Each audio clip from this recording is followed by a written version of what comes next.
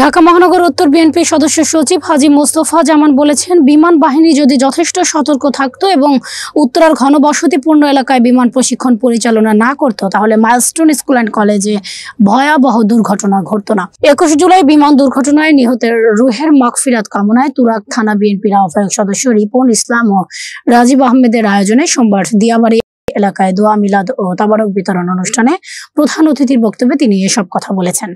তুরাগ থানা বিএনপির সভাপতি হারুনুর রশিদ খোকার সভাপতিত্বে এবং যুগ্ম আহ্বায়ক হাজী জহিরুল ইসলামের সঞ্চালনায় বিশেষ অতিথি হিসেবে বক্তব্য রাখেন ঢাকা মহানগর উত্তর বিএনপির সিনিয়র যুগ্ম আহ্বায়ক মোস্তাফিজুর রহমান সেগুন।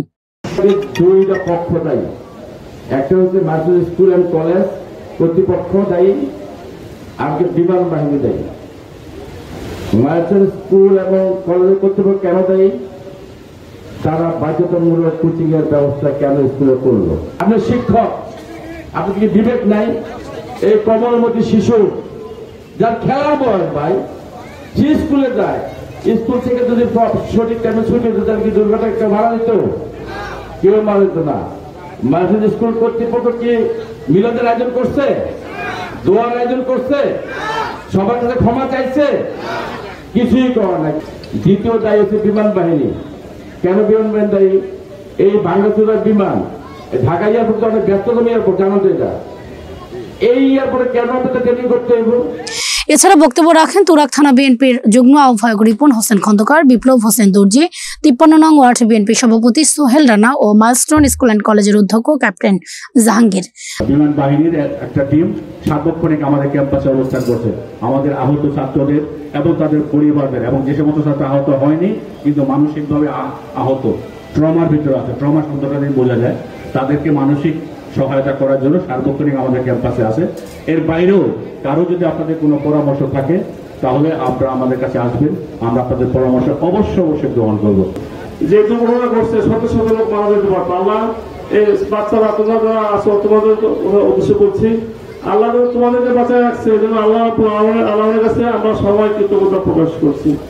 আর আমি বিশ্বাস করি বিমান বাহিনী যদি সতর্ক থাকতো, কারণ এই ঘনবসতিপূর্ণ এলাকা দিয়ে বিমান চলাচল না করাইতো, তাহলে আমার বিশ্বাস এই ধরনের একটা জঘন্যতম যে অ্যাক্সিডেন্ট হয়েছে এটা হতো না। যদি অ্যাক্সিডেন্ট হয়, কিন্তু আরো সতর্ক থাকা উচিত ছিল। আমরা তাদেরকে আহ্বান করবো আগামীতে যেন এলাকায় বিমান চালনা প্রশিক্ষণটা এখানে না নেয়, অন্যত্র নেওয়া উচিত। এটা আমার আহ্বান থাকবে বিমান বাহিনীর প্রতি। এবং আরেকটা আহ্বান থাকবে, যারা অকালে মৃত্যুবরণ করেছে তাদেরকে যেন উপযুক্ত ক্ষতিপূরণ দেওয়া হয়। এটা আমাদের বিএনপির পক্ষ থেকে এবং এই দেশবাসীর পক্ষ থেকে আমি আহ্বান জানাচ্ছি। আমরা আল্লাহর কাছে দোয়া করি যে পরিবার থেকে বাচ্চাগুলো নিহত হয়েছে, এই পরিবারের বাপ মাকে যেন আল্লাহ শক্তি দেয়, ধৈর্য ধারণ করার ক্ষমতা দেয়, এবং বাচ্চাগুলো যেন আল্লাহ ব্যস্ত নসিব করে। আর এই এলাকায় আর এই ধরনের ঘটনা যেন না ঘটে, আমি আবারও বলছি বিমান বাহিনীকে, আপনারা আপনাদের বিমান প্রশিক্ষণ দিবেন, এটাই স্বাভাবিক। বিমান প্রশিক্ষণ করে অ্যাক্সিডেন্ট হবে, এটাও স্বাভাবিক। এটা আপনার দূরত্ব যেখানে ঘনবসতিপূর্ণ এলাকা না, যেখানে ফাঁকা জায়গা আছে সেখানে করেন, তাহলে এই সমস্ত দুর্ঘটনা হইলেও আমাদের অনেক প্রাণহানি আমরা এড়াইতে পারবো। আলোচনা শেষে 21 জুলাই উত্তরার মাইলস্টোন স্কুল অ্যান্ড কলেজের ক্যাম্পাসে ভয়াবহ দুর্ঘটনা নিহতদের সকলের রুহের মাগফিরাত কামনা করে বিশেষ মোনাজাত এবং তাবারক বিতরণ করা হয়। যারা নিহত হয়েছে রব্বুল আলামিন তাদেরকে আপনি মাফ করিয়া দিন। আলামিন পিতা মাতাকে ধৈর্য ধারণ করার তৌফিক দান করিয়া দিন। রব্বুল আলামিন যারা হাসপাতালের অসুস্থতায় ভুগতেছে রব্বুল আলামিন তাদেরকে আপনি সুস্থতা দান করিয়া দিন। তাদেরকে শেফায়ে কামিলা আজিলা দায়ামে নসিব করিয়া দিন। আমাদের সকলকে বিপদ আপদ বালা মুসিবত থেকে রব্বুল আলামিন রাস্তাঘাটে অ্যাক্সিডেন্ট থেকে অপমৃত্যু থেকে আমাদের সকলকে আপনি হেফাজত করুন।